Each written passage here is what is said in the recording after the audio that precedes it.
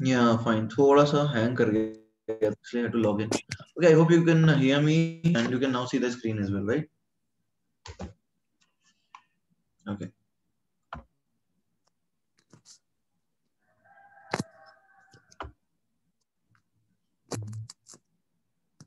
Good morning, everyone. Okay, so see, last class में हमने क्या किया था? Last class में हमने क्या किया था? Everybody बताओ. हमने वंडर वाली क्वेश्चन पढ़ा था, याद आ रहा है कुछ?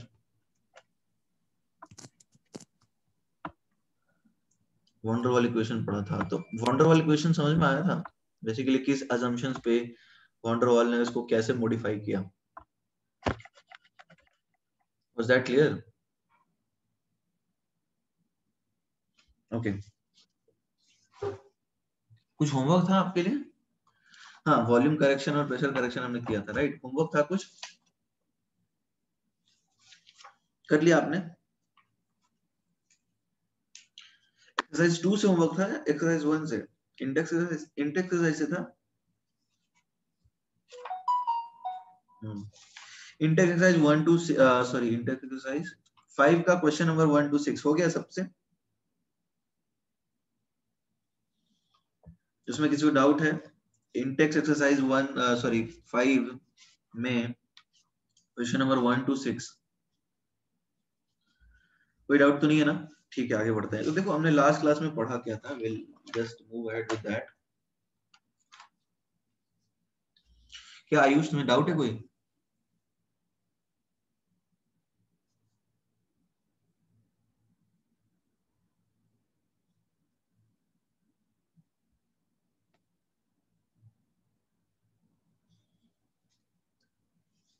है नहीं मतलब बोलना क्या चाह रहे हो? है या नहीं है? ओके, नहीं है, ओके फाइन। तो देखो हमने लास्ट क्लास में ये पढ़ा था कि वॉन्डरवाल नामक एक scientist, there was a scientist by the name of van der Waals, he did some corrections in the ideal gas equation, और वो करेक्शंस किए प्रेशर में और वॉल्यूम में। तो उसने बताया क्या कि पी आइडियल, एक सेकंड है ना, P ideal is equal to P L plus A N square by V square, ठीक है। दूसरा क्या बताया उसने, V ideal is equal to V real minus N B. तो एक बात बताओ भावेश, एक्चुअली जो तुम पूछ रहे हो तो रियल गैस ज्यादा है ना आइडियल से? भावेश, आइडियल गैस का वॉल्यूम ज्यादा है या रियल गैस का? हमने इसके बाद इसलिए लिखा ना, इसके बाद लिख दिया हमने पी आइडियल। हमारा जो डाउट है जरा समझने की कोशिश करो। P ideal V ideal is equal to N R T है, और हम लिख पा रहे हैं क्या, P plus A N square by V square, V minus N B is equal to N R T. तो अब जरा समझो कौन वॉल्यूम ज्यादा है, रियल गैस का वॉल्यूम ज्यादा है ना। तो आइडियल गैस सिर्फ खाली जगह होता है, और रियल गैस खुद का भी जगह होता है, तो रियल गैस तो ज्यादा जगह लेगा ना ऑब्वियसली, तो रियल गैस का ज्यादा वॉल्यूम होगा। तो नॉर्मल है यार, उसमें कोई दिक्कत नहीं होनी चाहिए, ठीक है। ओके, अच्छा यूनिट्स क्या होगा ए और बी का बता दो।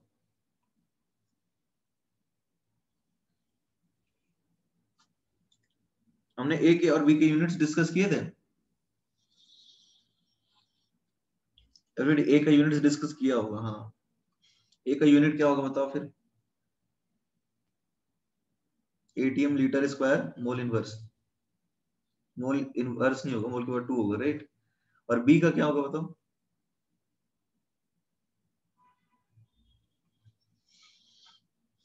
लीटर पर मोल। कोई दिक्कत है?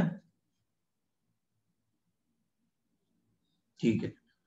अच्छा बताओ बी किसके लिए डिपेंड करेगा? जैसे बी मोनोटॉमिक गैस है, हीलियम, तो हीलियम, नियॉन, फिर आर्गन, क्रिप्टॉन, ये समझ में आ रहा है एवरीडे?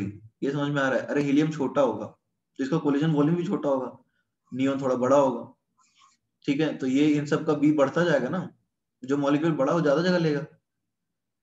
Is that clear? उसी तरह बी की बात कर लें तो H2 का छोटा, फिर O2 का बड़ा, इस तरह से चलता जाएगा। जो बड़ा मॉलिक्यूल होगा उसका बी भी बड़ा होगा ना। Is that clear? Please respond in the chat box, ये बात आप समझ पा रहे हो या नहीं समझ पा रहे हो? आसान सी चीज है, ज्यादा टेंशन वाली कोई बात है नहीं, तो इसको लिख लीजिए फिर।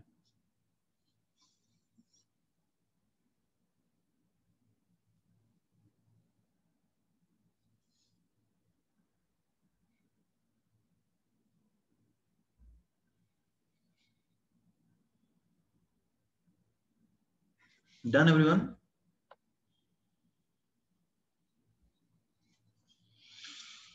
ओके,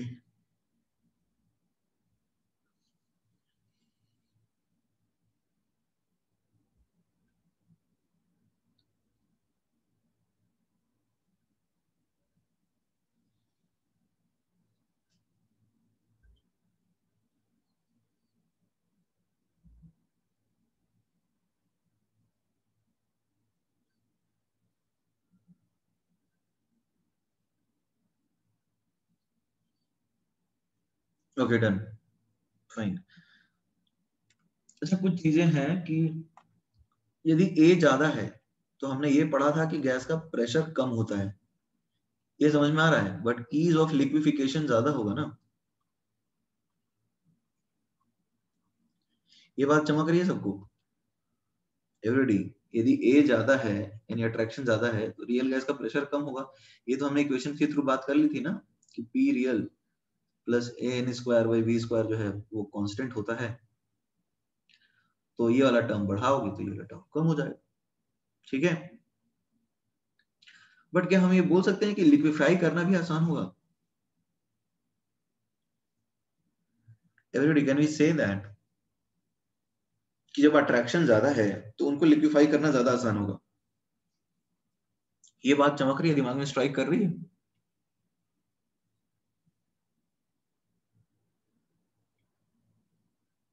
ओके,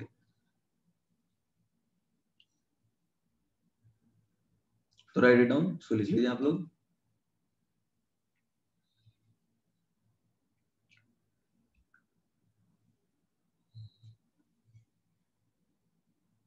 नहीं समझे? क्यों नहीं समझे? अरे अट्रैक्शन ज्यादा है तो लिक्विफाई करना ज्यादा आसान है ना।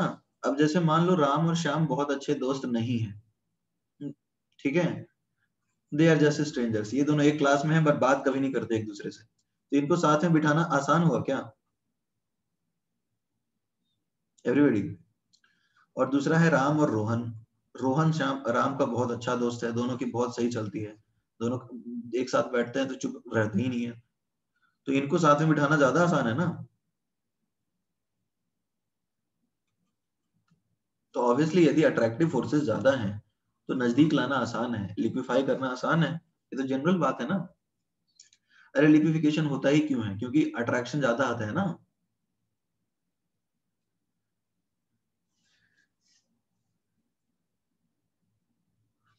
Is that clear everybody?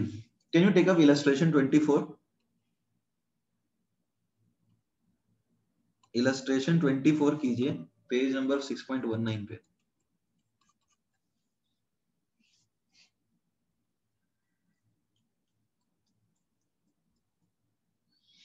Scroll up करूं?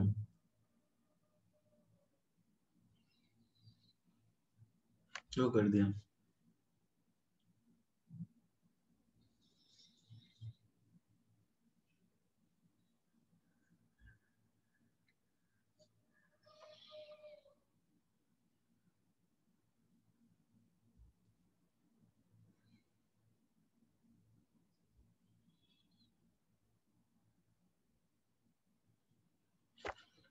Done everyone?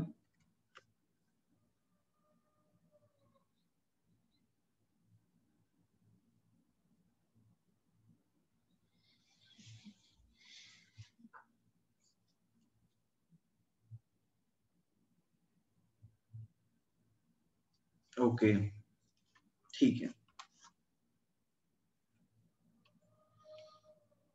अब हम बात करते हैं वेरिएशन ऑफ वंडर वाल equation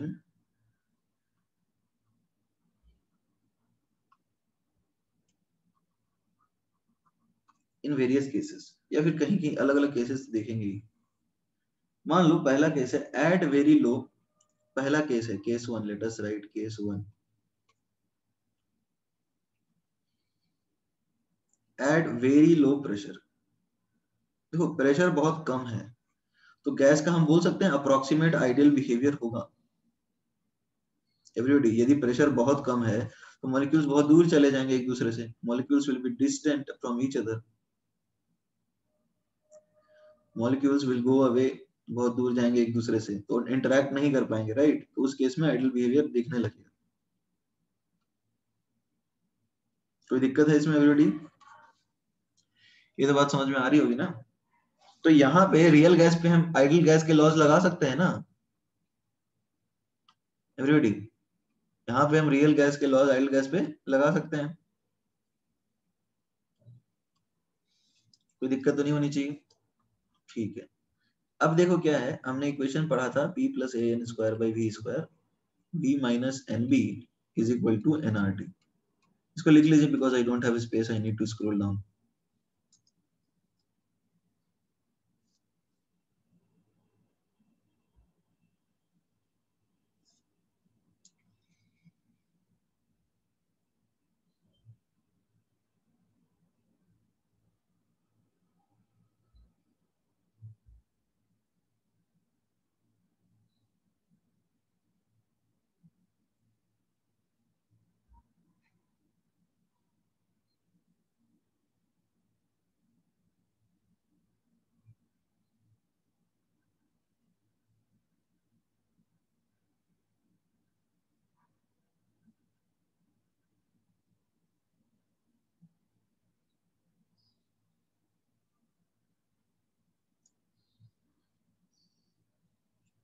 done everyone?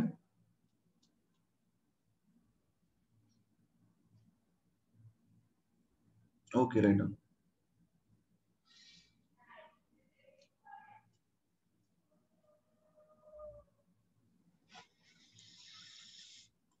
Okay,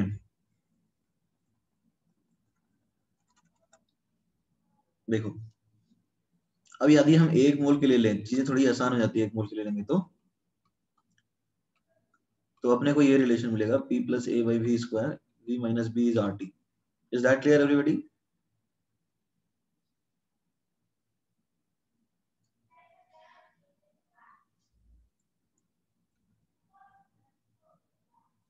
Everybody, is that clear or not?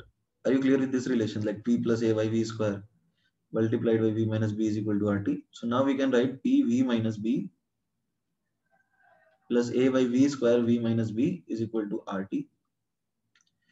That is pv minus pv a by b minus ab by v square. इतना करने की जरूरत वैसे नहीं है,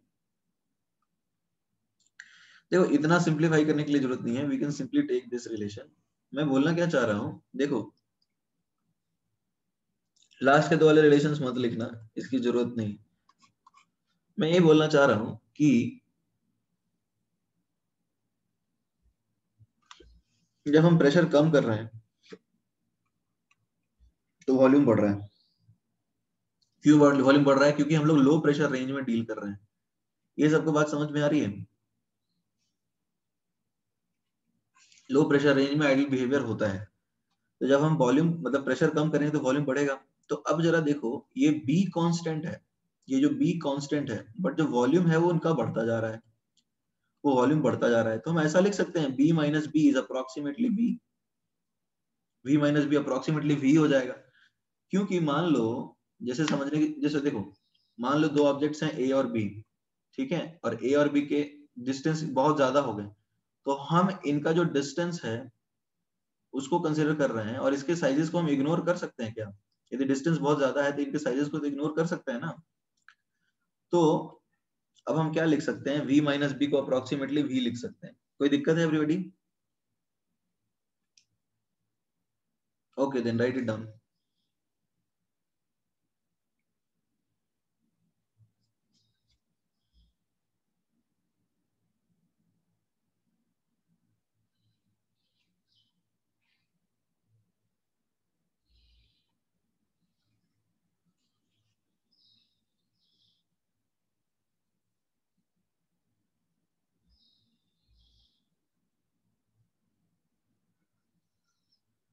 डन एवरीवन? ओके, अब देखो हमारे पास रिलेशन क्या बना फिर, p plus A by V square into V is equal to R T, यानी pv plus a by v is equal to R T. So I can write PV equal to RT minus A by V. अब देखो दोनों तरफ RT से divide कर लेते हैं. PV by RT is equal to RT by RT minus A by VRT. तो ये PV by RT Z होता है ना एवरीबॉडी, कंप्रेसिबिलिटी फैक्टर. ये समझ में आ रहा है एवरीबॉडी? ये समझ में आ रहा है? अब देखो हम एक और चीज जानते हैं कि PV is equal to constant है, क्योंकि आइडियल गैस इक्वेशन लगा सकते हैं. तो P is equal to K by V हो गया. तो क्या हो गया? P by K is equal to 1 by V. तो इसको ऐसे भी लिख सकते हैं, it is 1 minus A. 1 by V को लिख सकते हैं क्या?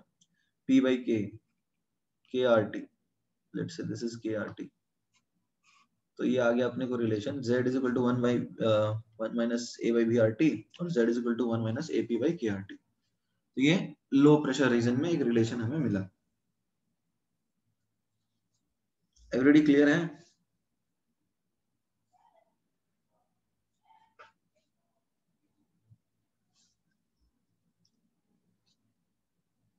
K सम वही है, K इज NRT. ठीक है Saloni, PV equal to K NRT में K NRT है ना.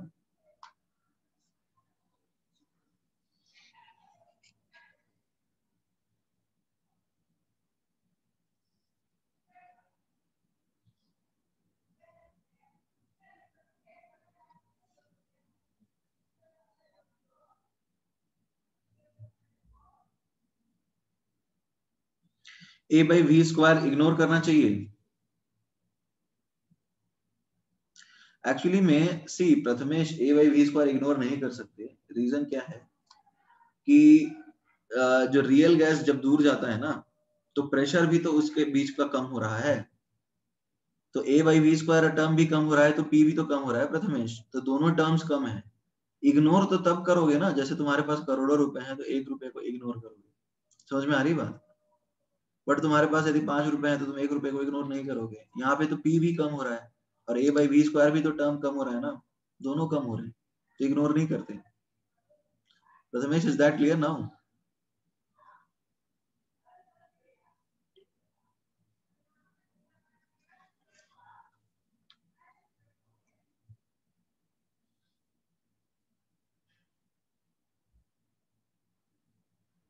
Z क्या है यहाँ पे? Z is compressibility factor Sarayu. Z तो अपन जानते हैं ना, PV बाई NRT जो होता है ना Z, उसकी बात कर रहा है. Compressibility factor.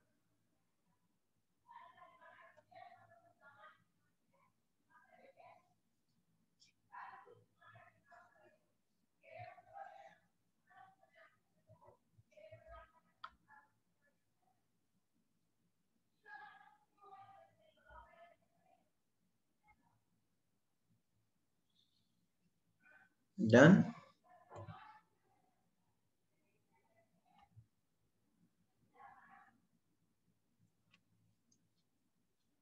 ओके. केस 2.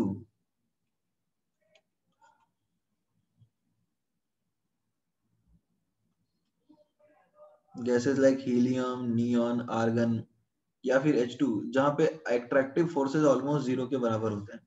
ऐसे गैसेस होते हैं ना जिनके मोलर मास बहुत कम है, नोबल गैस है, उनका एट्रैक्टिव फोर्स तो जीरो होगा. ये समझ में आ रही बात?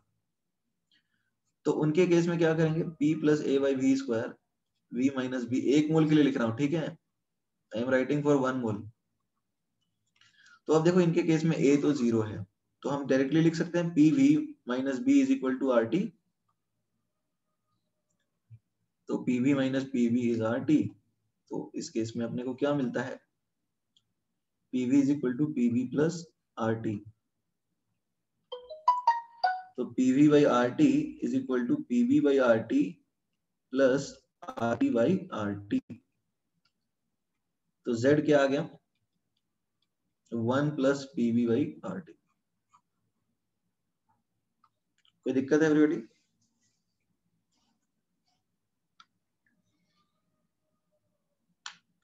Everybody, is that clear now?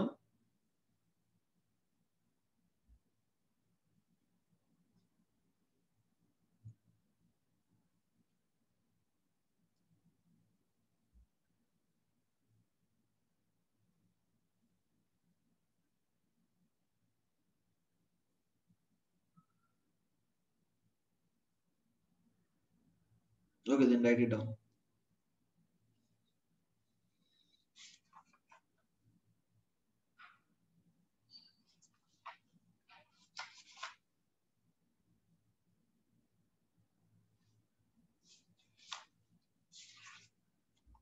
Done, everyone?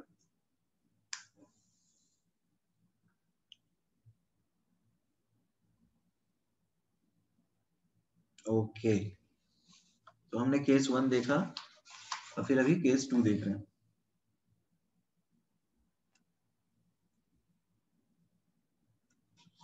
Okay, case 3 की बात करते हैं।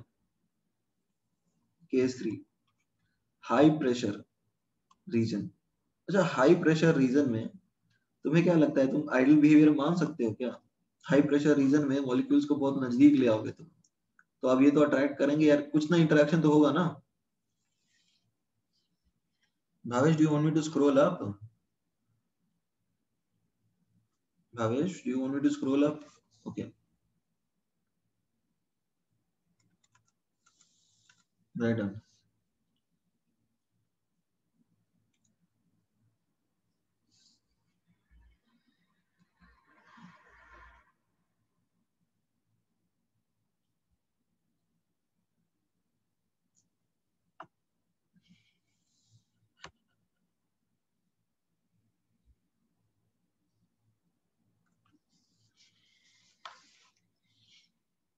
Done everyone? अरे यार सॉरी।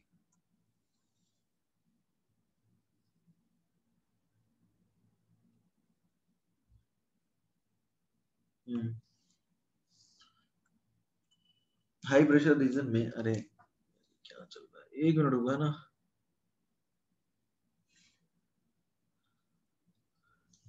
हाई प्रेशर रीजन में हम लोग क्या P1 V1 P2 P2 लगा सकते हैं ऑलरेडी? हाई प्रेशर रीजन में can we apply P1 V1 equals P2 P2? लगा सकते हैं क्या? नहीं लगा सकते। क्यों नहीं लगा सकते?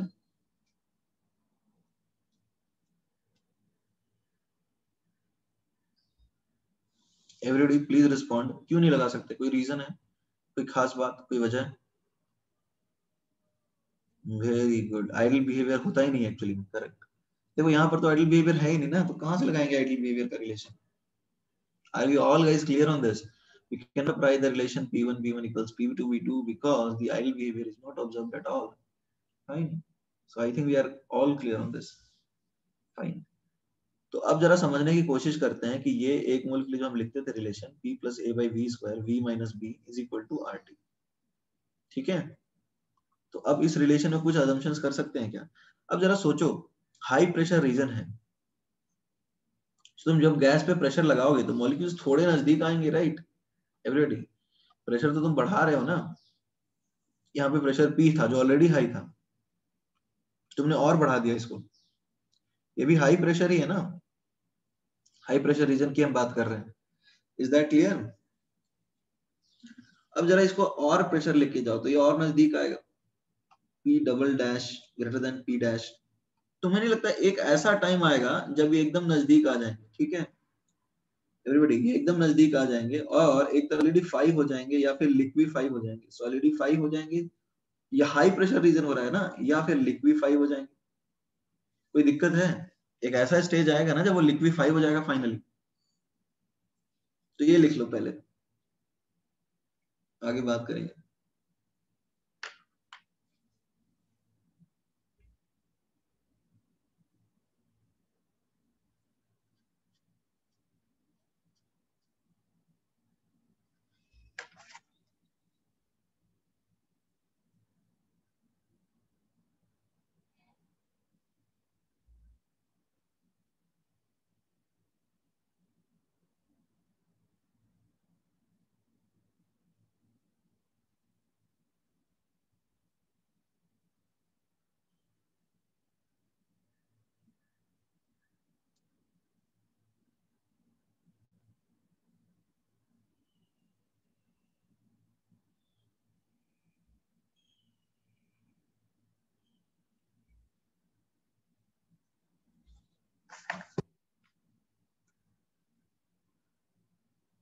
रोल अप करूं?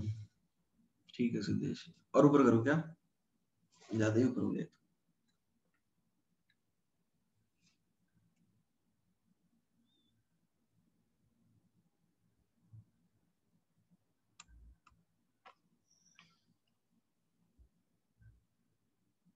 डन।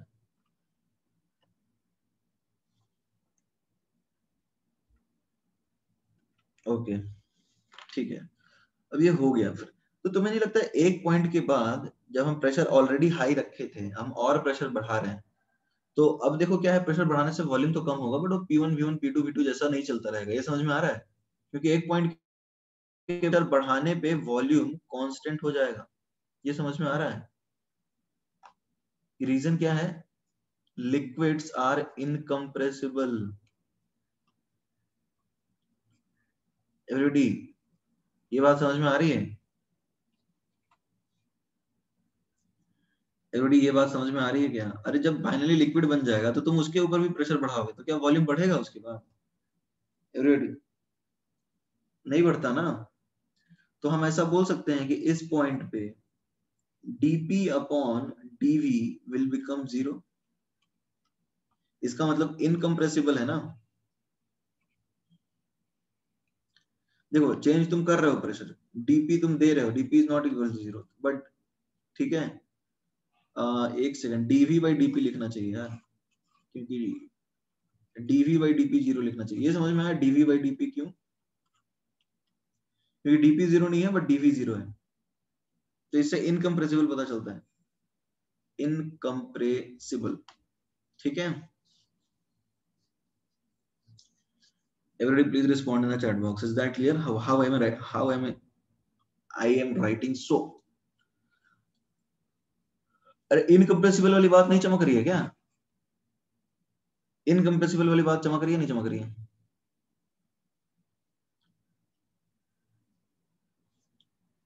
ओके तो अब जरा समझो, ये भी dp बाई dv क्यों नहीं? अरे भैया अभी जैसे क्या है, dv 0 है और dp नॉन जीरो है, तो यदि तुम dp बाई dv लिखते हो तो 0 आएगा ना। ठीक है, बट यदि तुम उल्टा लिखोगे तो इनफाइनाइट आएगा। लिख सकते हो, डिफाइन कर सकते हो उल्टा भी, बट वो इनफाइनाइट आ जाएगा क्योंकि dv 0 है ना।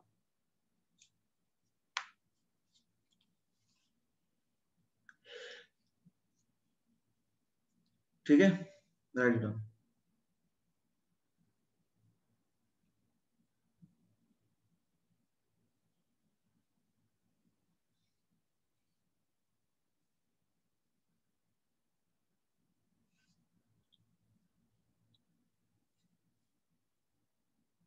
Done everyone?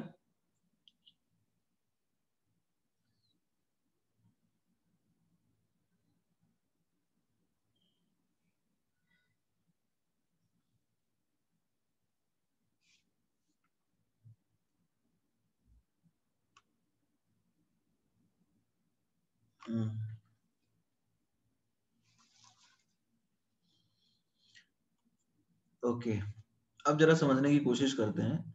हमारे पास ये टर्म है p plus A by V square, v minus B. Okay ऊपर चलें।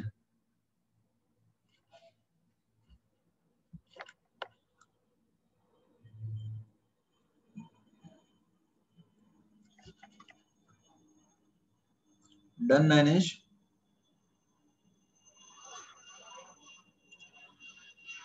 Okay fine, so let us come down to the topic again. अरे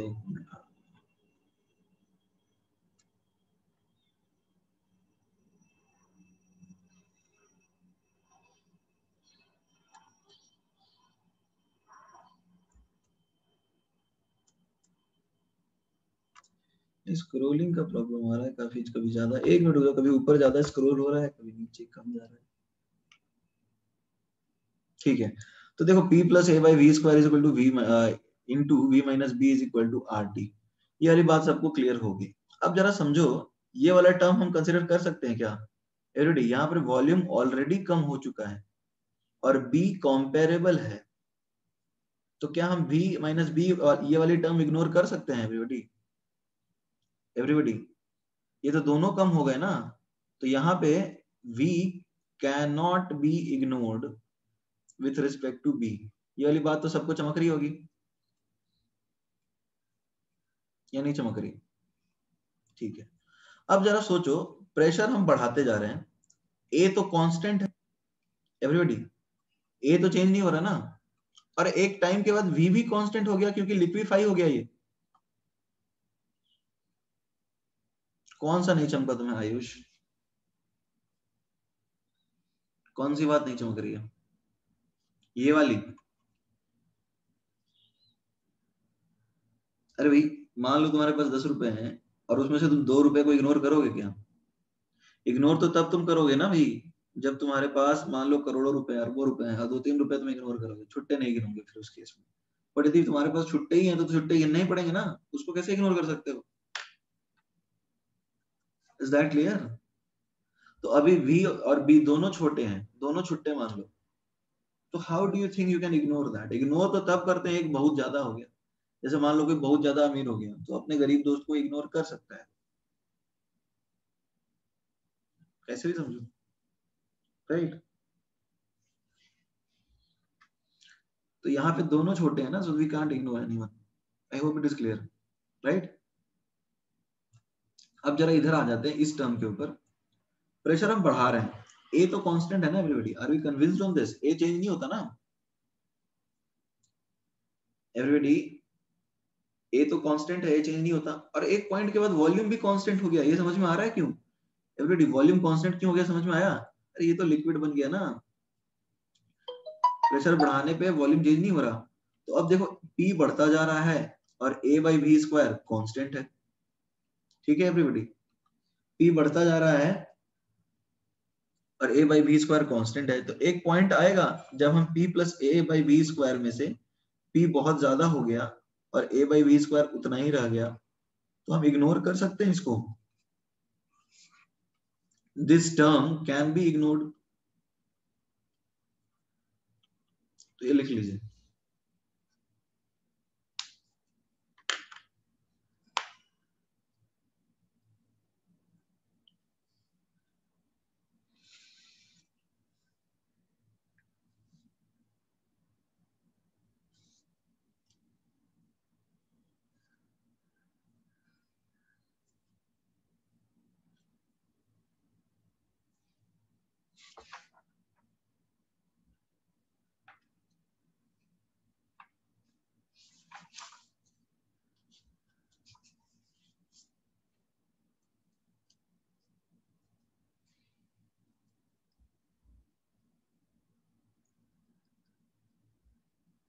डन एवरीवन?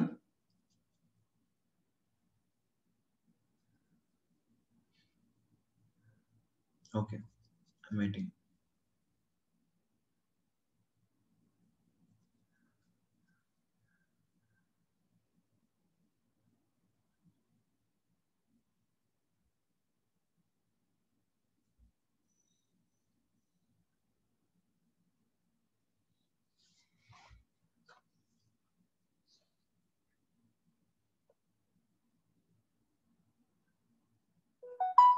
एवरीबॉडी डन और नॉट? अब तो हो गया ना? तो देखो बेसिकली हमने क्या सीखा है, हमने ये सीखा है कि प्रेशर बढ़ाते जा रहे हैं, ठीक है ना, प्रेशर बढ़ाते जा रहे हैं, लेकिन ए बाई वी वाला जो टर्म है, ए बाई वी स्क्वायर वाला टर्म, वो कांस्टेंट है, इसलिए हम ए बाई वी स्क्वायर वाले टर्म को इग्नोर कर सकते हैं, ठीक है?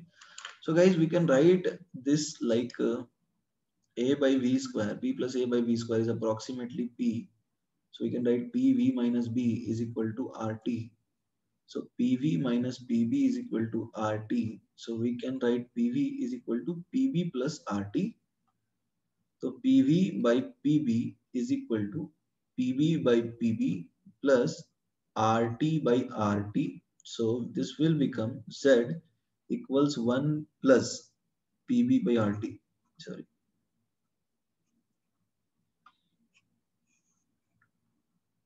Is that clear? Everybody, is that clear or not? Z equals 1 plus PB by RT. तो ये तो सेम आ गया, रिलेशन इनर्ट गैस जैसा आ गया ना। बट यहाँ पे कोई भी, यहाँ पे प्रेशर हाई होना चाहिए, बट समझ में आ रहा है? बट यहाँ पे pressure, but this is applicable only for high pressure,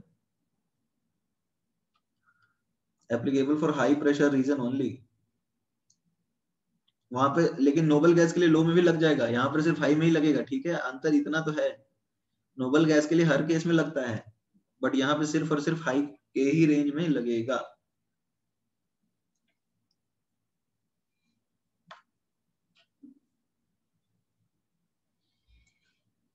scroll up करूं रजत? लो, कर दिया स्क्रॉल अप।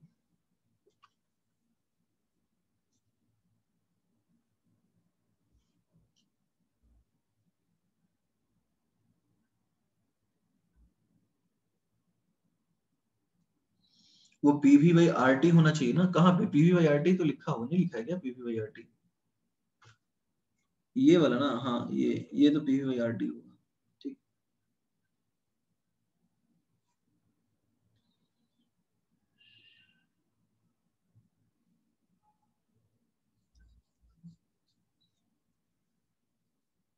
Done everyone.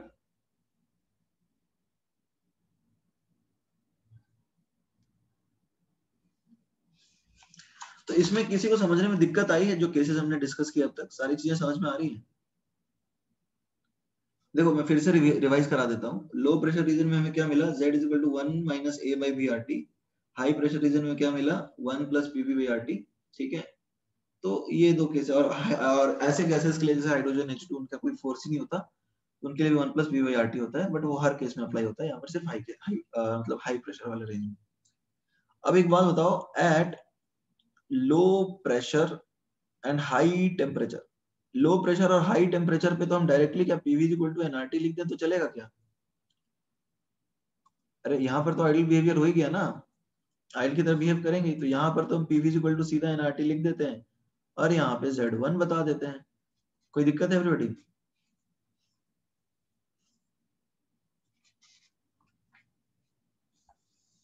ठीक है, इसको भी लिख लीजिए।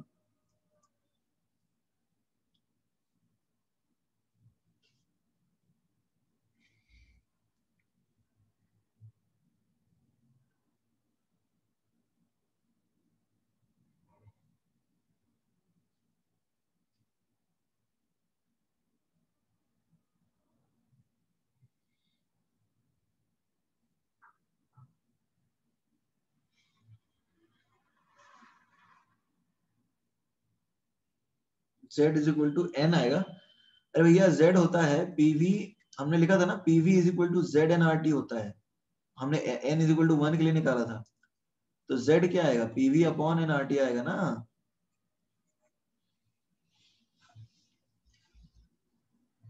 ऊपर करो scroll Kalpesh, right down.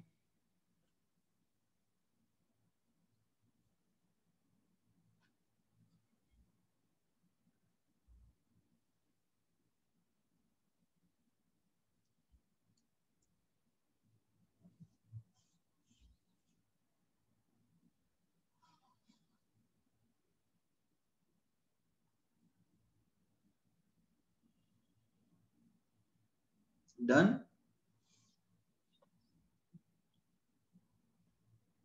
Okay, तो Z आ गया अपने पास PV is equal to NRT. ठीक है, और इस केस में Z आ गया 1।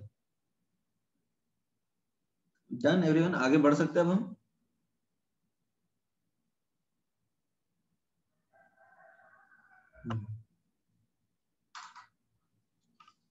तो अब हम देखते हैं वेरिएशन ऑफ Z, जो भी रिलेशन निकाला था Z पी रियल बाई, अरे भाई सलोनी देखो हमने Z कैसे निकाला था, Z क्या होता है, PV is equal to NRT होता है, Z एनआरटी। तो Z क्या बना, पीवी बाई एनआरटी बना। तो अब ये क्या हो जाता है, P real V real upon P ideal V ideal. तो प्राइमरी, और इससे हम लोग सेम रख के V real by V ideal करते हैं, तो प्राइमरी रिलेशन तो यही है ना। Saloni are you clear on this now? Primary relation तो यही है ना अपना, इसी से हम अलग अलग फॉर्म्स डेराइव किए थे, इफ यू रिमेम्बर।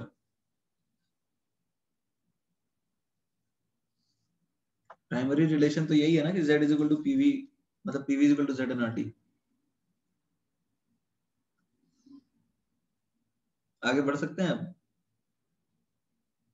ओके ठीक है।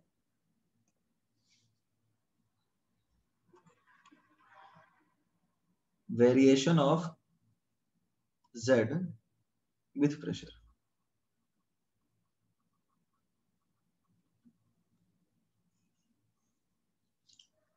देखो Z का वेरिएशन हम प्रेशर के साथ कैसे करेंगे वो हम समझते हैं। देखो ये ग्राफ एक्सपेरिमेंटली है, दिस इज एन आइसोथर्म, ठीक है, ये एक आइसोथर्म है जो कि प्लॉट किया गया था, ठीक है। अब देखो क्या होता है, this is Z is equal to 1, तो ये आइडियल बिहेवियर है, ये Z इज इक्वल टू 1 पे आइडियल बिहेवियर दिखाता है, ठीक है, Z इज इक्वल टू 1 पे आइडियल बिहेवियर दिखा रहा है यहाँ पे। तो अब देखो ये जरा समझने की कोशिश करो, ये जो हीलियम गैस है तुम्हें दिख रहा है H2 गैस है, इनके स्लोप्स, ये तो एक्सपेरिमेंटल है, ये समझ में आ रही है तुम्हें बात कि ये ऐसे जा रहे हैं, क्यों जा रहे हैं ऐसे। और एक चीज ध्यान दो, इस केस में जो आता है 1 plus PB by R T आता है, राइट, तो इसका स्लोप क्या होगा, Z अगेंस्ट पी, इसका स्लोप क्या है everybody, slope b by R T है ना everybody, b by R T है स्लोप। तो अब आइसोथर्म है ये, तो टेम्परेचर सेम ही होगा हर केस में, तो जिसका b ज्यादा है उसका स्लोप ज्यादा है।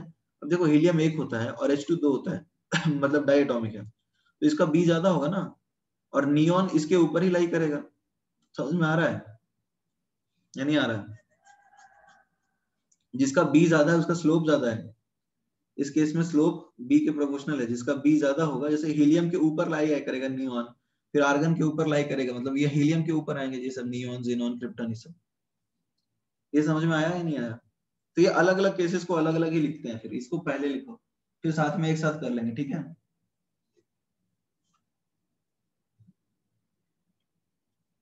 नहीं समझे, अरे सिद्धेश हमने Z पढ़ा था ना, 1 plus PB by R T helium neon के लिए, तो इसका स्लोप क्या होगा, जब P 0 है तो Z इज इक्वल टू 1 से स्टार्ट होगा, प्रेशर 0 रखोगे तो Z इज इक्वल टू 1 से स्टार्ट होगा, और जैसे जैसे प्रेशर बढ़ता जाएगा, और इसका स्लोप क्या है, slope b by R T है। ये भी बात नहीं चमक रही है। तो अब जिस गैस का जैसे बात करते हैं, बी हमने पढ़ा है, हीलियम का कम है, नियॉन का ज्यादा है, आर्गन का है ज्यादा, फिर इस तरह से जेनोम बढ़ता जाएगा। तो अब तुम देखो हीलियम के ऊपर लाई करेगा ना, जैसे हीलियम का यहाँ है तो हीलियम के ऊपर आएगा नियॉन का, फिर आर्गन का इसके ऊपर आएगा, स्लोप के हिसाब से बता रहा हूँ, कैसे तुम कंपेयर कर सकते हो। अभी भी नहीं चमक रहा, ये हमने स्टार्ट किया a वाले इक्वल टू 0 वाले केसेस में, फिर सारे एक साथ देख लेंगे, एक एक करके देख रहे हैं। और ये कौन सा केस है बताओ, ये तो आइडियल केस है ना, लो प्रेशर लो टेम्परेचर वाला, लो प्रेशर हाई टेम्परेचर वाला, ये तो Z इक्वल टू 1 रहेगा, उसको तो अलग से दिखाने की जरूरत है नहीं, वो तो आइडियली हुआ।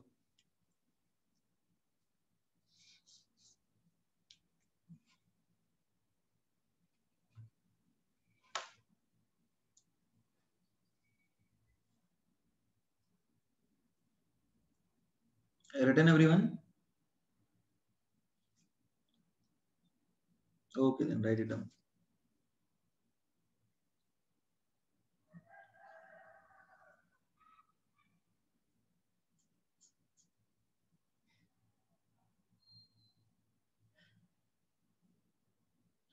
देखो He और H2 का डायरेक्टली थ्योरेटिकली कंपेयर नहीं कर सकते सलोनी, बट हाँ 1s ऑर्बिटल होता है ना, इतना तो कंपेयर कर सकते हैं। He का भी वैलेंस इलेक्ट्रॉन 1s में है और हाइड्रोजन का भी 1s में है, तो ऑर्बिटल के साइज में ज्यादा फर्क नहीं है, और H2 डायटोमिक है, ज्यादा बड़ा होगा ना थोड़ा।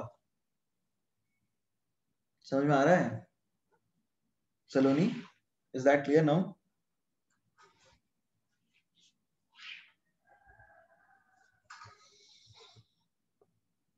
इंटरैक्शन मिनिमम है इसलिए, हाँ इंटरैक्शन जीरो ही है एक तरह से sir, I that is the reason why we have taken A is equal to 0।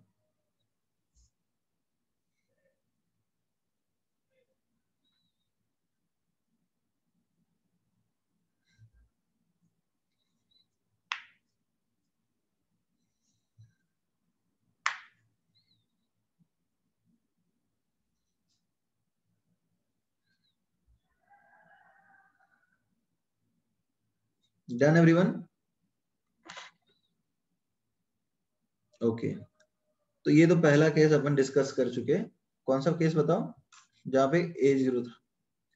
अभी ग्राफ बनाते हैं दूसरे वाले केस में, दूसरा और तीसरा दोनों कवर कर ले क्या, लो प्रेशर और हाई प्रेशर वाला दोनों एक साथ कवर कर लेते हैं, चलेगा ना?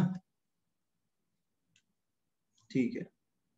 अब देखो दूसरा और तीसरा केस अपने पास है, ये भी आइसोथर्म ही होगा। यहाँ पे Z को प्लॉट करेंगे, ये 1.0 पे आइडियल बिहेवियर शो करेगा, और ये अपन प्लॉट कर देते हैं प्रेशर।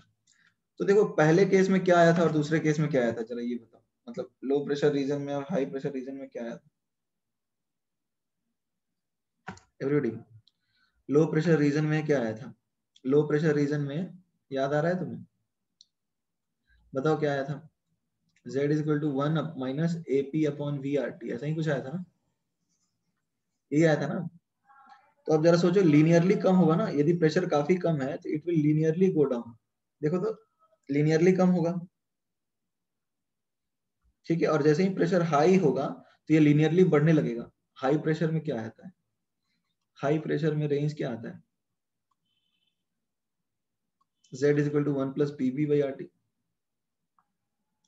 तो तुम्हें समझ ही रहा है कि एक पॉइंट पे तक एक कम हो रहा है और लीनियरली, और एक पॉइंट के बाद लीनियरली बढ़ रहा है, तो एक पॉइंट ऑफ इन्फ्लेक्शन तो आएगा ना एवरीबॉडी, एक पॉइंट तो आएगा ना जिसमें ग्राफ का नेचर बदल जाएगा।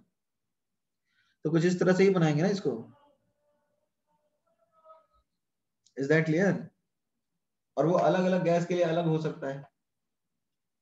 जैसे हमने कोई रैंडम रियल गैस के लिए बनाया जिसके अंदर A0 नहीं है, ये कुछ ऐसा गैस है जिसका A0 नहीं है, जैसे तुम पकड़ सकते हो CH4O2N2, तो उसका कुछ इस तरह का ही ग्राफ आता है। तो अब जरा समझो क्या है इस रीजन में। जैसे पिछले बार देखो क्या था, पिछले बार वो हमेशा Z ग्रेटर देन 1 में ही था। एवरीबॉडी ये समझ में आ रहा है? इस केस में ये हमेशा Z इज ग्रेटर देन 1, यहाँ पर तो नो इंटरेक्शन है ना आइडियल के केस में। और इसके ऊपर क्या है ये समझ में आ रहा है? Z ग्रेटर देन 1 वाले रीजन में, इस रीजन में रिपल्शन डोमिनेंट है और इस रीजन में अट्रैक्शन डोमिनेंट है। Is that clear everybody? इस रीजन में रिपल्शन डोमिनेंट है और इस रीजन में अट्रैक्शन डोमिनेंट है। ये चाहो तो लेबल कर सकते हो अपने नोटबुक में, क्योंकि ऊपर Z ग्रेटर देन 1 है और नीचे Z लेस देन 1 है। Please label these things in your notebook. तो इसके केस में हमेशा रिपल्शन डोमिनेंट है, तो इनको लिक्विफाई करना बहुत ज्यादा मुश्किल है। Is that clear?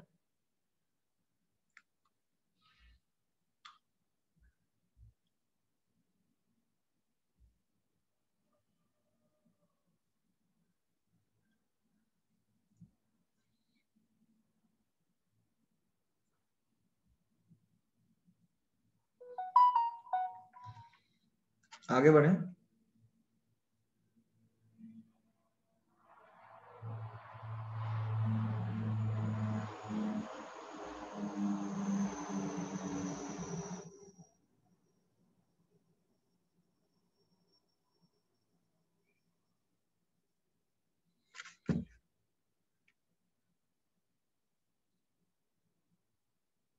ओके, तो अब ऐसा जो गैस है जिसके अंदर A0 नहीं है, तो यहाँ पर इस रीजन में अट्रैक्शन भी होगा।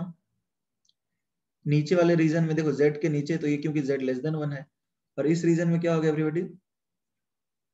रिपल्शन होगा। क्यों? क्योंकि Z ग्रेटर देन 1 है। तो यहाँ अट्रैक्शन और रिपल्शन दोनों अलग अलग केसेस में होगा।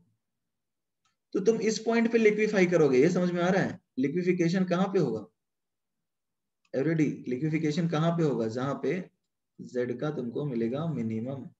ये समझ में आ रहा है? क्योंकि वहां पे अट्रैक्शन सबसे ज्यादा है। Is that clear everybody? क्योंकि वहां पे अट्रैक्शन सबसे ज्यादा है ना। तो ये तुम्हें समझ में आ रहा है कि Z और P का ग्राफ बनाते ही क्यों है एवरीबॉडी? ये बात चमक रही है कि Z और P का ग्राफ बनाते ही क्यों है?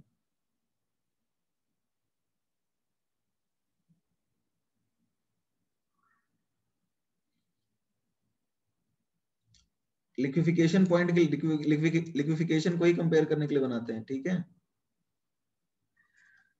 This is isotherm.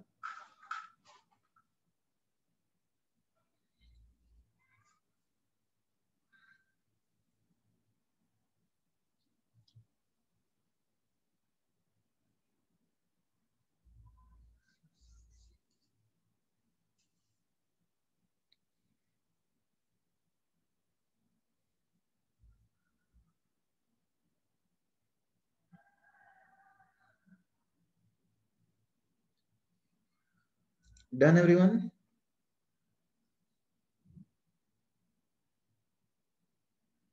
ओके, लिख लिया सबने? लिख लिया? तो अब देखो दोनों ग्राफ एक साथ बना, अच्छा ठीक है, राइट ऑन प्रथमेश।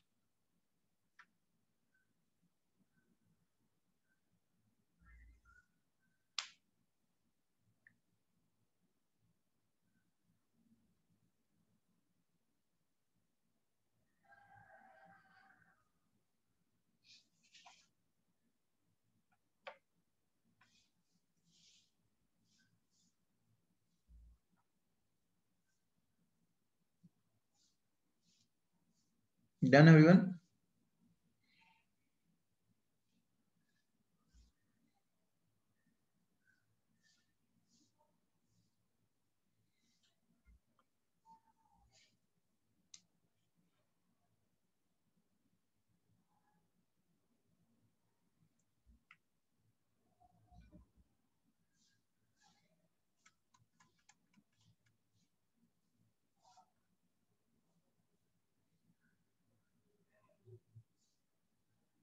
ओके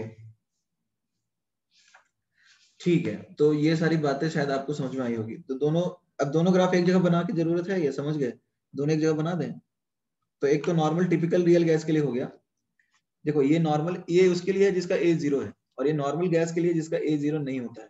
जिसका ए जीरो है वो हमेशा ऊपर रहेगा, और जिसका ए जीरो नहीं है वो नीचे भी जाएगा और ऊपर भी जाएगा। ठीक है everybody? Everybody is that clear? अच्छा, तुम्हारे बुक में बहुत एक पेज नंबर 6.17 पे ग्राफ बनाया हुआ है, you can refer to that if you want to. दिख रहा है ना, 2-3 गैस के लिए बना दिया उन्होंने। बट बेसिकली दो ही केस होते हैं, एक तो ऐसा गैस जिसके अंदर ए जीरो है, और दूसरा ऐसा गैस जिसमें ए नॉन जीरो है। Are we guys clear on this?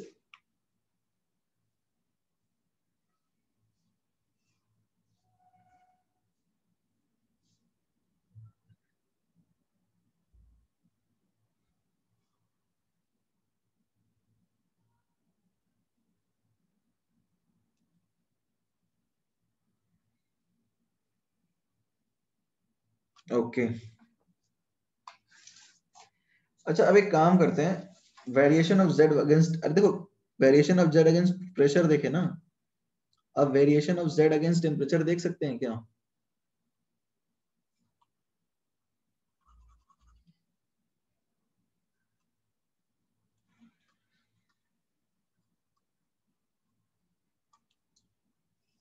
पिछले केस में हमने variation of Z against pressure देखा था, तो अब variation of Z against temperature देख रहे हैं।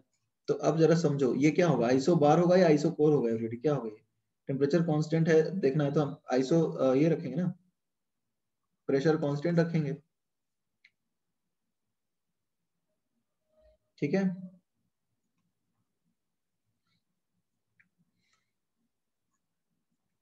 इस पॉइंट पे 1.0 है तो ये आइडियल बिहेवियर शो करेगा। कोई दिक्कत है?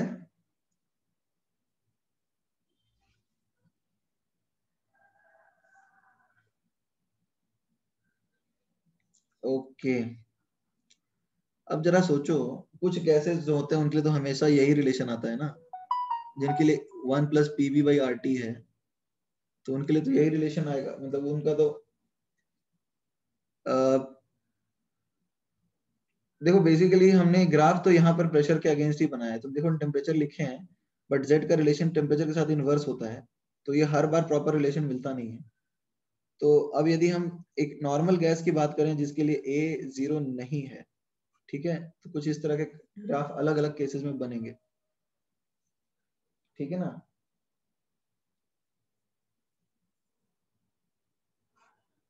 ठीक है, अलग अलग केसेस में बनेंगे ये। This is for same gas, this is drawn for same gas. ये जो ग्राफ बनाया है, this is for same gas at different temperatures. रुक जाओ, I will talk about it. Different temperatures, actually में ग्राफ में क्या है ना, आई विल टेल यू, यहाँ पे टेम्परेचर नहीं रखेंगे, हम प्रेशर के अगेंस्ट ही प्लॉट करते हैं, क्योंकि हमारे रिलेशंस प्रेशर के अगेंस्ट साथ ही हैं। ये समझ में आ रहा है? जैसे ये T1 और ये T2 और ये T3 है, why they cut at same point? देखो it is not necessary that they will cut at same point. why they are cutting at the same point? इसका रीजन यही है कि क्रिटिकल प्रेशर सबका सेम ही होता है। एक गैस की बात कर रहा है ना सिद्धेश, एक गैस की बात कर रहा है, तो एक ही लिमिट आएगा ना कि उसके ऊपर वो अलग अलग बिहेवियर शो करेगा। गैस तो सेम है ना, अलग अलग टेम्परेचर पे ड्रॉ किया है। Why are we plotting against pressure? इसका जवाब ये है कि भाई क्योंकि हम एक्चुअली जो रिलेशंस डिराइव किए हैं वो प्रेशर के अगेंस्ट ही किए हैं। और आइसो बार लिखना भी यहाँ गलत हो जाएगा, बिकॉज ये तो आइसोथर्म ही है, ये आइसोथर्म ही है, sorry, these are 3 different temperatures, so this is isotherm again। ये समझ में आ रहा है सबको या नहीं आ रहा? क्रिटिकल टेम्परेचर तो हम आगे पढ़ेंगे ना सलोनी, लिक्विफिकेशन ऑफ गैसेस जो अपना नेक्स्ट टॉपिक है ना उसके अंदर पढ़ेंगे, क्रिटिकल टेम्परेचर, क्रिटिकल प्रेशर। अभी तो हम रियल गैस के बारे में समझ रहे हैं, जब हमको पता चल जाएगा कि रियल गैस ये होता है, उसकी जानकारी हमें हो जाएगी, तो हम लिक्विफिकेशन पे जाएंगे। अभी तो हम रियल गैस के बारे में ही पढ़ रहे हैं ना, ये अपना लास्ट टॉपिक है रियल गैस का।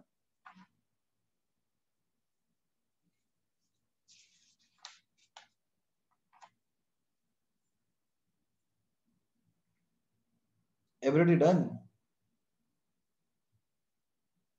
तो अब देखो दो तीन चीजें हैं। पहले तो हम जेड अगेंस्ट पी, पी का ग्राफ क्यों बनाए, ये पहला सवाल जो कि जेन्युइन है, क्योंकि हमने देखो रिलेशंस वैसे ही डिराइव किए हैं, ठीक है।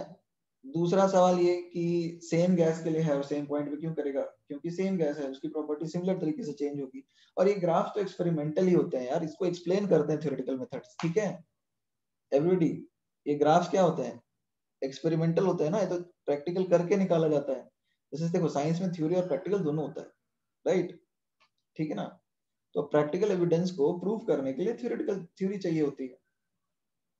तो अब ये जो ग्राफ बने हुए थे उसको वंडरवॉल ने अपने रिलेशंस के थ्रू प्रूव भी कर दिया। मतलब उसने कुछ अजम्पशंस के बेसिस पे रिलेशन लिखे और उस रिलेशन से ये चीजें एक्सप्लेन करी, उससे लिक्विफिकेशन भी एक्सप्लेन हो गया, यानी रियल गैस की सारी चीजें एक्सप्लेन हो गई उसके उस इक्वेशन से, p plus A N square by V square into V minus N B. तो वंडरवॉल एक बहुत बड़ा नाम बन गया है, समझ में आ रहा है। He became a rock star. अब जब सब कुछ एक्सप्लेन हो रहा है, हम हाई टेम्परेचर और लो टेम्परेचर का रिलेशन देखो, लो टेम्परेचर पे तो सलोनी कुछ होता ही नहीं, लो हाई टेम्परेचर पे तो बेसिकली आइडियल गैस की तरह बिहेव करता ना वो, हाई टेम्परेचर और लो प्रेशर पे। देखो this is the graph which was drawn, इसको हम एक बार समझ लेते हैं, बस इतना ही अपना काम है, ठीक है। तो अब तुम्हें कंपेयर करना है, देखो तो z देखो यहाँ पर तुम्हें दिख रहा है z is inversely proportional to t।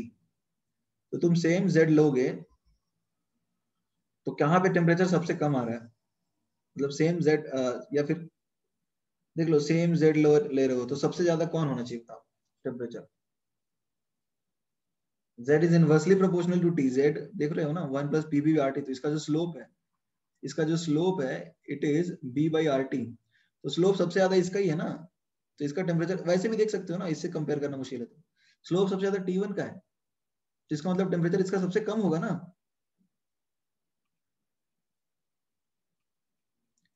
Slope is b by R T, तो वैसे कंपेयर कर लो। तो यदि तुम टेम्परेचर बढ़ाओगे तो स्लोप कम होता जाता है, और टेम्परेचर कम करोगे तो स्लोप बढ़ता जाता है। ये समझ में आ रहा है क्यों एवरीबॉडी। तुम टेम्परेचर बढ़ाते जा रहे हो तो ये आइडल की तरह बिहेव आ रहा है ना, देखो ना तुम टी बढ़ाओगे तो ये आइडल की तरफ आने लगेगा। देखो ये आइडियल की तरफ जाने लगेगा, और टेम्परेचर बढ़ाओ ये आइडल की तरह आने लगेगा, और फाइनली ये लाइन बना देगा ऐसा। समझ में आ रहा है। और टेम्परेचर कम करते जाओ और दूर जाएगा, टेम्परेचर कम करते जाओ और दूर जाएगा, फिर फाइनली जब टेम्परेचर बहुत ज्यादा कर दिया तो आइडल पे मिल जाएगा ये। टेम्परेचर इनफाइनाइट कर दो तो स्लोप जीरो हो जाएगा, and it will intersect with line 1 is 1.0। Temperature जितना कम करोगे आइडल से उतना दूर भागेगा, नीचे भी ज्यादा जाएगा और ऊपर भी ज्यादा जाएगा। तो अब लग रहा है भांडरवाल ने काफी ढंग का काम किया था, महान आदमी था वो, he was a rock star.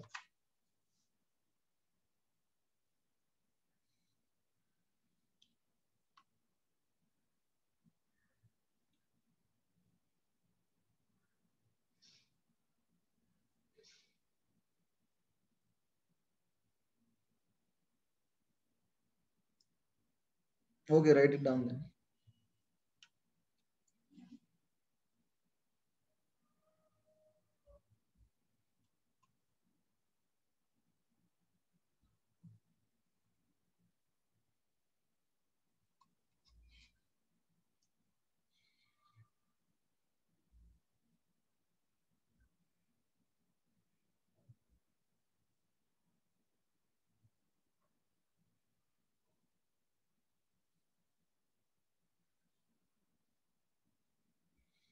आज खत्म नहीं होगा Vaibhavi, it will take time, अभी अपना लिक्विफिकेशन बाकी है ना। ओके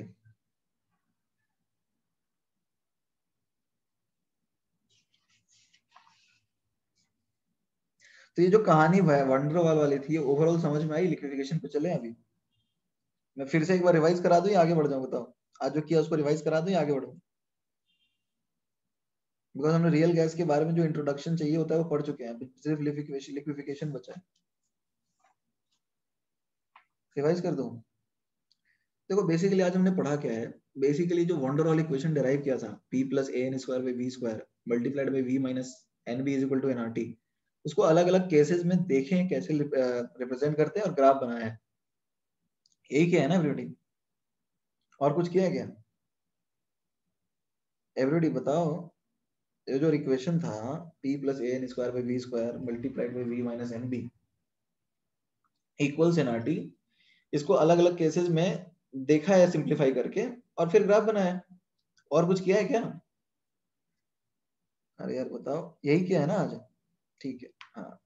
तो वो केसेस एक बार साथ साथ अपन लिखते जाते हैं, ठीक है? तो वो केसेस कैसे हैं देखो, सबसे पहला केस तुम लोग खुद बताते जाना है ना, प्रेशर लो होगा और टेम्परेचर हाई होगा, तो क्या करेंगे बताओ? Z1 लिख देंगे ना, PV इक्वल्स टू nRT, इसमें कोई दिक्कत नहीं है। केस 2, यदि हीलियम टाइप का गैस है जहां पे A 0 है तो Z क्या लिखते हैं? 1 प्लस PB बाई RT, कहानी खत्म। Is that clear? Okay. Case 3, कोई ऐसा गैस है जिसके लिए A is not equal to 0 but pressure बहुत ज्यादा है, हाई प्रेशर रीजन, तो उसके लिए हम क्या लिखेंगे? Z is equal to 1 plus PB by RT। कोई दिक्कत है? ठीक है। Case 4, A not equal to 0 और प्रेशर काफी कम है, तो हम क्या लिखते हैं? Z is equal to 1 minus AP upon KRT। कोई दिक्कत है? और कोई केस था ही नहीं, और कोई केस था क्या?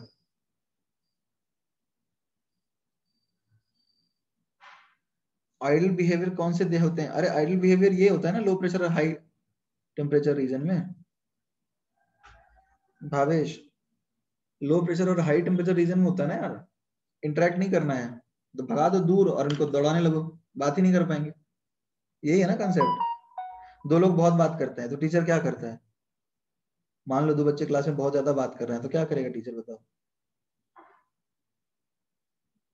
एक को क्लास के बाहर निकाल देगा। दूर ही कर दिया इतना ज्यादा कि, या फिर दूर कर बैठाएंगे उनको, बात ही नहीं कर सकते, फिर खत्म कहानी।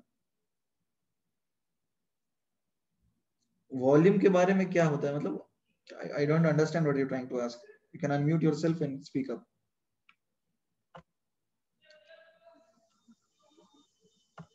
भावेश बोलो। वॉल्यूम के टर्म्स में बात करते नहीं है एक्चुअली, वॉल्यूम हाई होगा तो होगा आईडीटी, ठीक है, दूरी ज्यादा होना चाहिए तभी इंटरेक्शन नहीं हो पाएगा ना।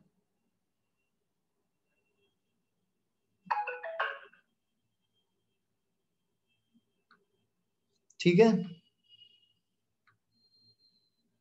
ये डाउट है?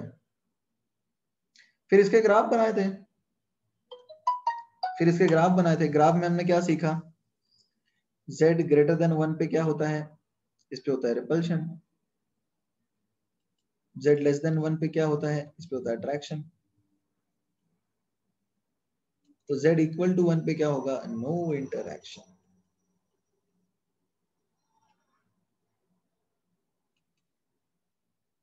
Yeah, sure, Shara, you can unmute and ask.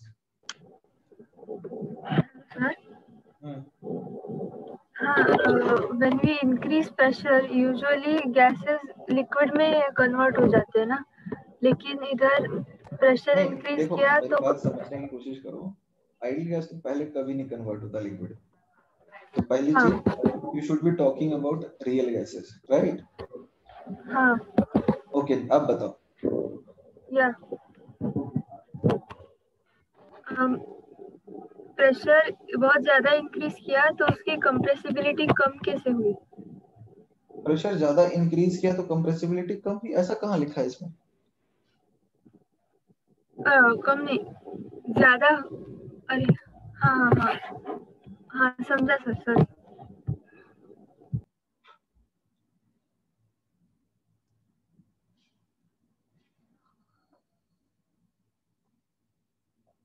ठीक है एवरीबॉडी, इतना ही पढ़ा है ना, इसके ग्राफ बनाए?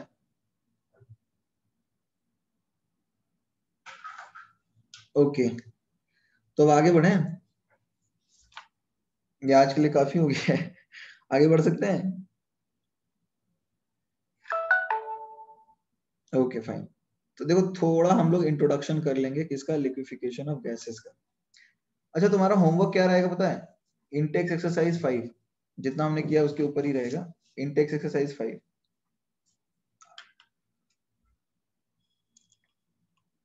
क्योंकि वो तो अपना हो गया ना।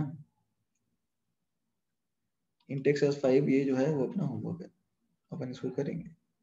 अब हम बात कर लेते हैं लिक्विफिकेशन ऑफ गैसेस की। देखो liquefaction of gases, van der Waals ने इतना काम कर दिया कि अब गैसेस के बारे में लोगों को लगा कि अब तो गैस के बारे में हम लोग जानते हैं। तो वॉन डेर वाल को ऐसा लगा कि अब गैस, अपन तो गैस का भगवान है। कई बार ऐसा लगता है ना कि एग्जाम पे शुरू के 4-5 क्वेश्चन एडवांस के कर दिए तो लगता है कि अब तो अपन ही भगवान है। वैसे उसको भी लगने लगा कि अब तो गैस के भगवान हम ही है, गैस के देवता, और जो पढ़ रहे हैं वो पुजारी। तो अब वो सोचा चलो लिक्विफिकेशन पे भी हाथ आजमाते हैं। ठीक है, ओके।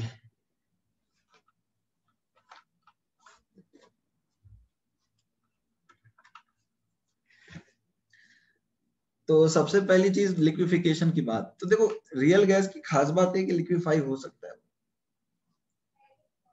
लिक्विफाई हो सकता है। इसके बाद तो हम इसके बारे में हम लोग काफी बात पहले भी कर चुके हैं, राइट? इस बात पे सब लोग कन्विंस्ड हो कि अपन गैस को लिक्विफाई कर सकते हैं, राइट? तो अब लिक्विफाई करने के लिए क्या चाहिए बताओ? लिक्विफाई करने के लिए क्या चाहिए? तुम्हें पता है कि दो लोगों के बीच में प्यार तो है, लेट से इंडिविजुअल 1 और इंडिविजुअल 2, बट वो फिर भी बातचीत कर नहीं पा रहे हैं। तो तुम इनके लिए क्या कर सकते हो बताओ? कैसे करो, क्या क्या करोगे कि इनका इंटरेक्शन स्टार्ट हो जाए? ऑब्वियसली रियल गैस में इंटरेक्शन तो होता है ना, इंटरेक्शन है ना, बट दूरी काफी ज्यादा है इसलिए बात बन नहीं रही, राइट? तो सबसे पहली चीज क्या होना चाहिए, इनके बीच का इंटरेक्शन हम कैसे करें चालू? सबसे पहले टेम्परेचर ज्यादा इंपॉर्टेंट है या प्रेशर ज्यादा इंपॉर्टेंट है, पहले ये बताओ। मान लो ये कभी ये दोनों हमेशा इस मूव करते रहते हैं, कभी भी स्टेशनरी नहीं रहते। तो अब जब इनको नजदीक लाओगे और फिर भी ये लोग नाच ही रहे हैं तो बात कर पाएंगे क्या? Let's say they are moving at high velocities, then they will able to interact. इन मॉलिक्यूल्स को परफेक्ट इंटरैक्शन के लिए सबसे पहली चीज है कि दे शुड बी स्टेशनरी और should have minimum kinetic energy.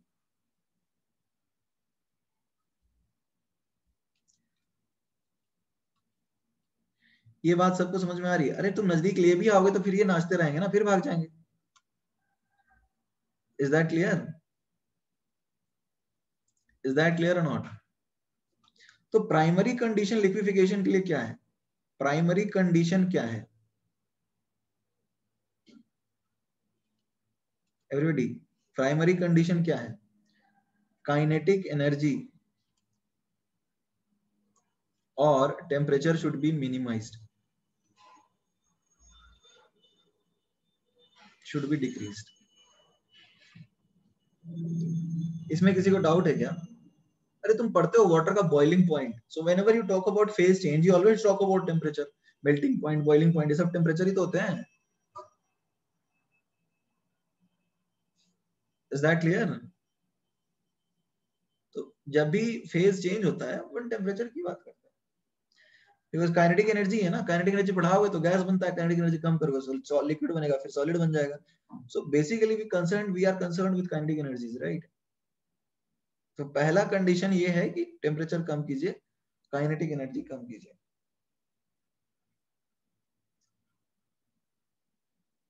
Is that clear?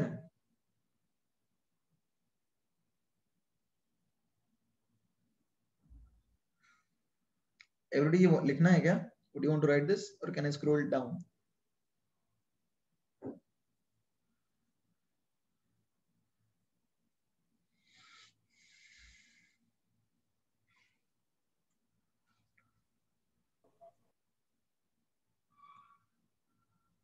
Done everyone?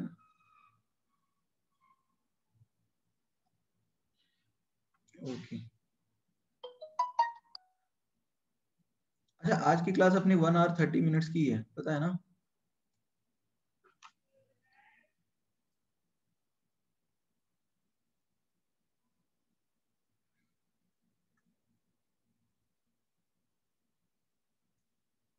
There's somebody who's saying why है, and there's somebody saying अरे वाह.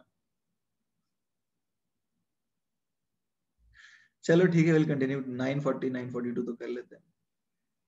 9:40 9:42 तो कर लेंगे, टेंशन नहीं है, जो नॉर्मल अपन करते हैं. ये लिख लिया सबने?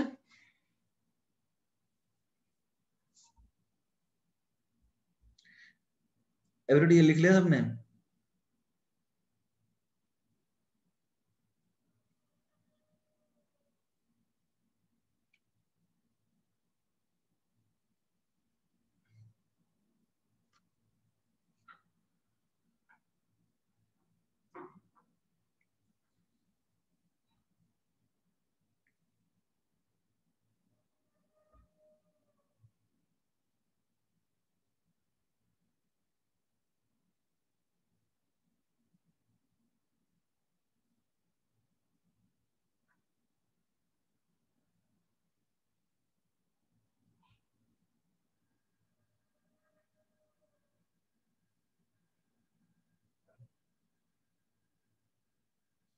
Done.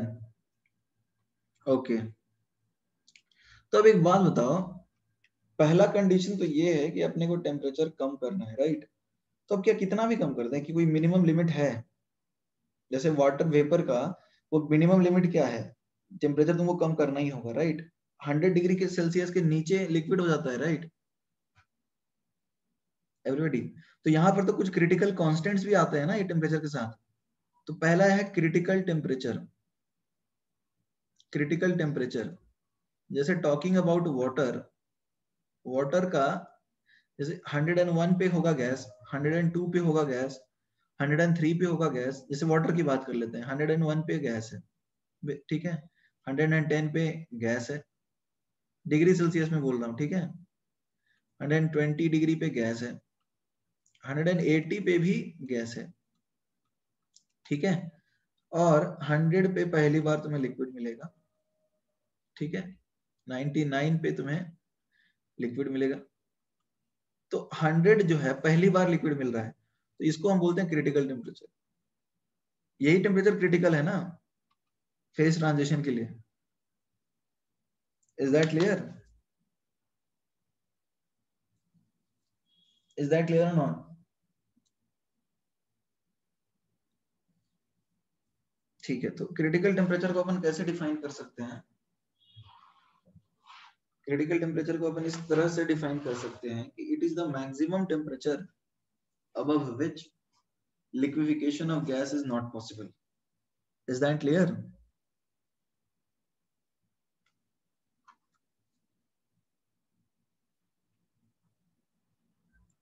It is the maximum temperature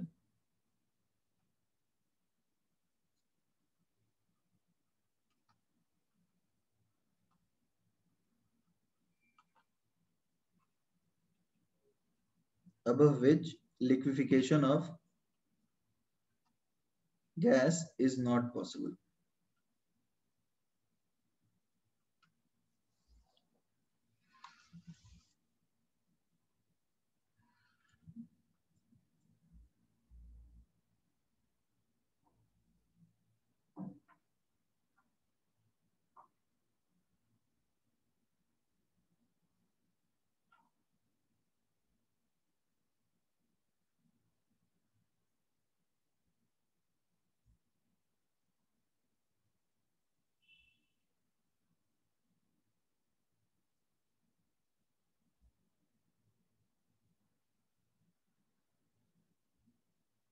boiling point liquid के लिए बोलते हैं, हाँ बॉइलिंग पॉइंट ही होता है एक तरह से।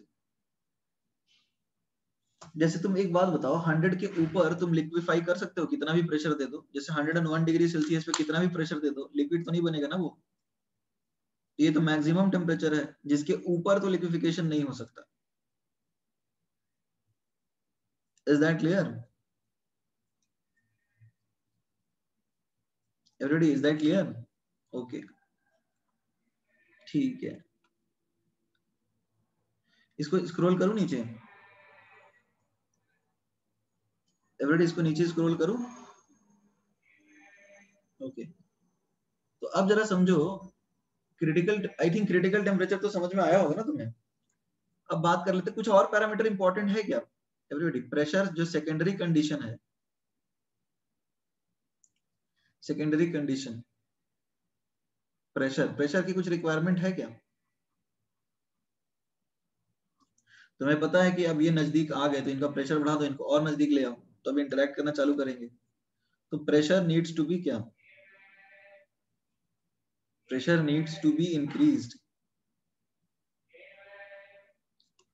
प्रेशर को अपने को बढ़ाना होगा, is that clear everybody? Pressure अपने को बढ़ाना होगा तब जाके लिक्विफाई होगा। अब एक बात बताओ, जानते हो एटमॉस्फेयर में टेम्परेचर बहुत कम होता है, मतलब एटमॉस्फेयर बोल रहा हूँ, स्पेस में, स्पेस में टेम्परेचर बहुत कम होता है लेकिन फिर भी लिक्विफाई नहीं होते। पता है क्यों? क्योंकि प्रेशर भी बहुत कम होता है। तो प्रेशर जब कम रहेगा ना तो लिक्विफाई हो ही नहीं सकता गैस, ठीक है? तो अब वहां पे प्रेशर भी बढ़ाना होगा, इज दैट क्लियर? वहां पे प्रेशर भी बढ़ाना पड़ेगा। तो अब प्रेशर की भी एक मिनिमम लिमिट होगी ना कि इसके ऊपर ही बन पाएगा यार, ये समझ में आ रहा है? तो क्रिटिकल प्रेशर क्या है? क्रिटिकल प्रेशर कैसे डिफाइन करेंगे? It is the minimum pressure which must be supplied. It is the minimum pressure which must be supplied, which must be supplied to a real gas at critical temperature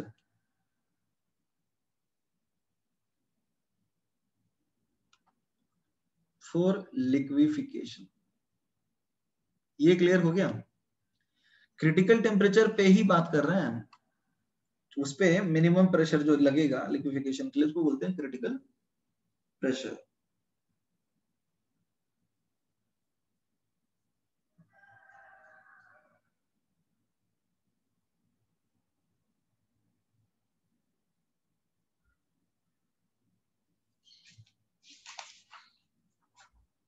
done everyone, written?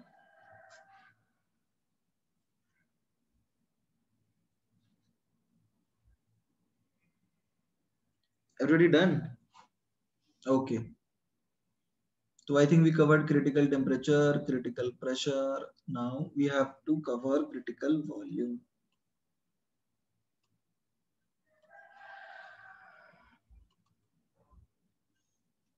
जो critical volume क्या होता है?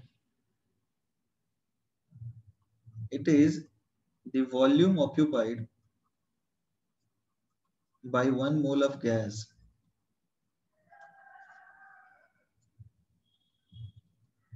at critical temperature and pressure. Wait करो, ठीक है, रुक जाओ, scroll कर देता हूं ऊपर।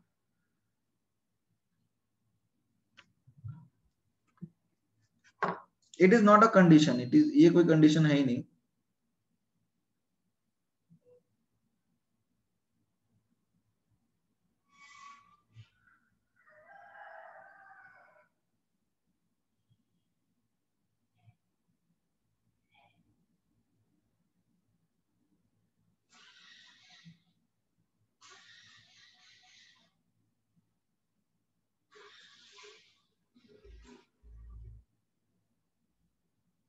Done everyone? ठीक है, तो एक लिक्विफिकेशन का इंट्रोडक्शन हमने किया है, इसमें 3 टर्म्स डिफाइन किए हैं, TC critical temperature, TC critical pressure और वीसी, इन तीनों को कलेक्टिवली बोलते हैं क्रिटिकल कांस्टेंट्स। ये हर गैस के लिए these are called critical constants which depend on nature of gas, which depend upon the nature of gas and are different for different gases.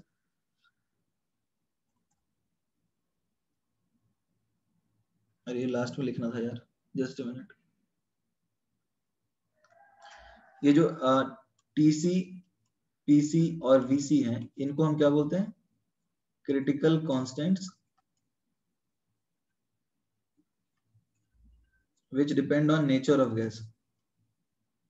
Scroll करूं? Right on.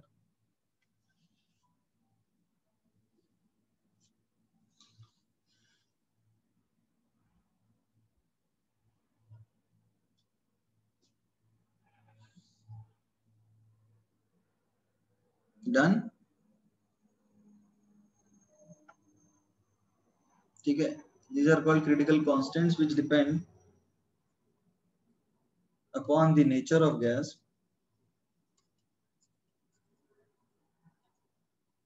and ये nature of gas पे depend करता है ना, TC, PC, VC, and are different for different gases.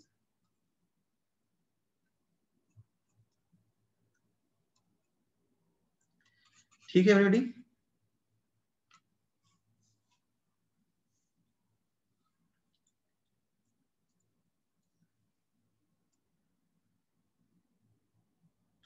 तो देखो इसके अभी जो हमने पढ़ा है ना, एक चीज होता है क्वालिटेटिव, मतलब समझ में आ रहा है, ऊपर ऊपर से बात कर लो कि क्या हो रहा है, जिससे एक ओवरव्यू मिलता है, ठीक है। और दूसरा होता है एकदम क्वांटिटेटिव चाहिए।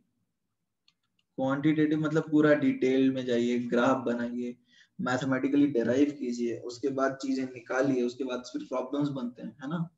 तो ये वाला पार्ट हमने किया है, एक ओवरव्यू लिया है। क्वांटिटेटिव अभी तक हमने बात नहीं किया है, मैथमेटिकली डेराइव करना है।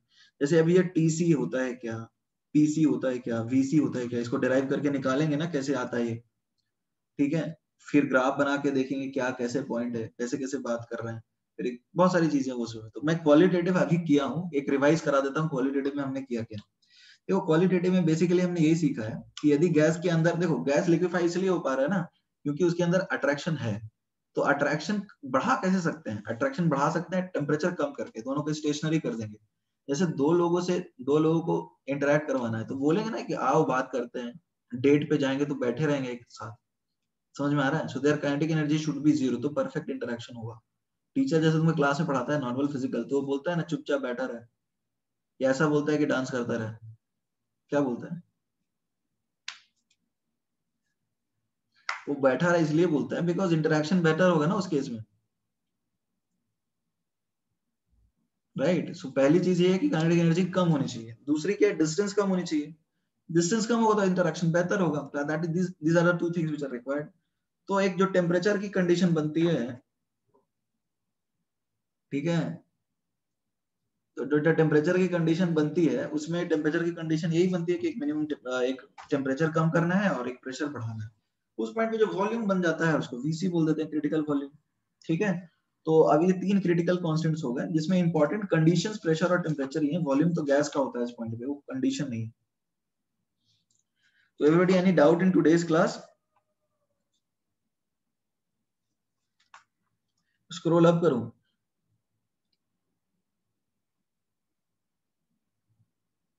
ठीक है, लो स्क्रॉल अप कर दिया। तो अभी आपको करना क्या है, इंटेक्स एक्सरसाइज 5 करना है आपको। तो पहली चीज ये इंटेक एक्सरसाइज 5, उसके बाद काइनेटिक थ्योरी ऑफ गैसेस का होमवर्क दिया था क्या एवरीबॉडी?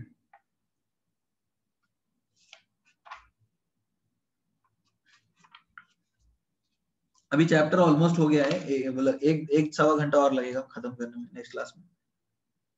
लिक्विफिकेशन की क्वांटिटेटिव बात कर लेंगे थोड़ा, वही बचा है, ठीक है। अभी आपका काइनेटिक थ्योरी ऑफ गैसेस यानी एक्सरसाइज 1 में 38 से 50 इज योर होमवर्क। और ऊपर करूं स्क्रॉल? और ऊपर कहाँ?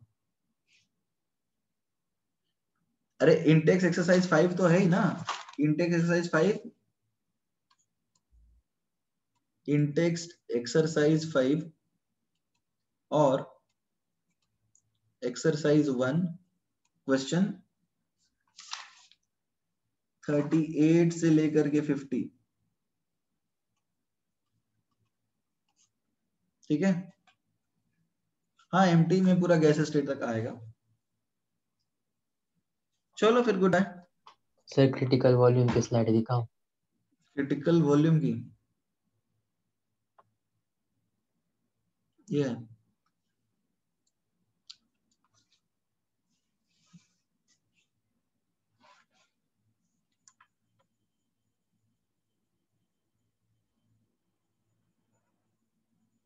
हो गया।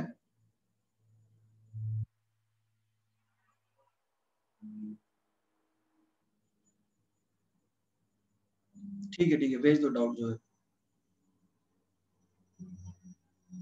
Good bye.